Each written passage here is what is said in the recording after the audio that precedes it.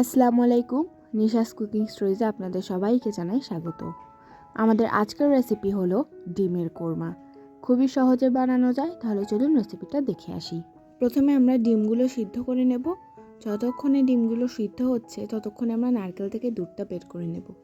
নারকেল থেকে দুধ বের করার জন্য এখানে আমরা খানিকটা নারকেল কুচি নিয়েছি।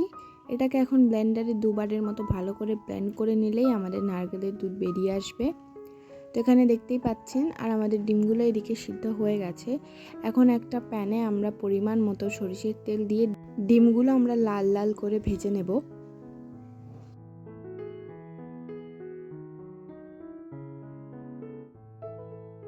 ডিম আমাদের এখানে লাল হয়ে গেছে। এখন আমরা হাফ কাপ পরিমাণ সরিষার তেল নেব।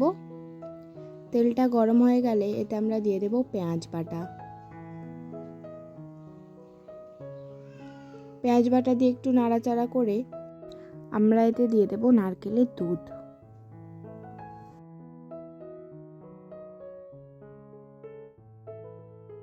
এখন আমরা একটু নাড়াচাড়া করে নেব এবং এখন আমরা দিয়ে দেব হাফ চামচ হলুদ গুঁড়ো এবং পরিমাণ মতো লবণ। লবণটা একটু বুঝে শুনেই দিতে হবে, যেহেতু জিনিসটা মিষ্টি তাই লবণ বেশি হয়ে গেলে খেতে একদমই ভালো লাগবে না। তো আমরা এতে 2.5 চামচ মতো চিনি দিয়ে এটাকে আমরা 5 মিনিটের জন্য ফুটাতে দিয়েছিলাম। তো দেখতেই পাচ্ছেন সুন্দরভাবে ফুটে গেছে।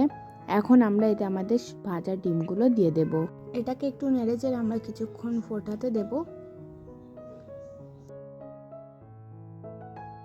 দেখতেই পাচ্ছেন ফুটতে ফুটতে গ্রেভিটা ঘন হয়ে এসেছে এবং কমেও গেছে। তো এই পর্যায়ে আমরা এখানে 3টে এলাচ দিয়ে দিয়েছি। এখন একটু নেড়েচেড়ে এটাকে আবার কিছুক্ষণ ফুটিয়ে নেব, তাহলেই রেডি হয়ে যাবে আমাদের ডিমের কোরমা।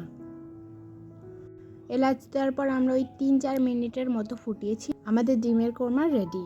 যারা একটু মিষ্টি খেতে পছন্দ করেন তারা এই রেসিপিটা বাড়িতে অবশ্যই ট্রাই করবেন। খেতে কিন্তু খুবই ভালো লাগে। ঠিক এমনই সহজ রেসিপির জন্য নিশাস কুকিং স্টোরিজকে সাবস্ক্রাইব করুন, ভিডিওটিকে লাইক করুন ও ফ্যামিলি ফ্রেন্ডসদের সঙ্গে শেয়ার করবেন। দেখা হচ্ছে পরের ভিডিওতে।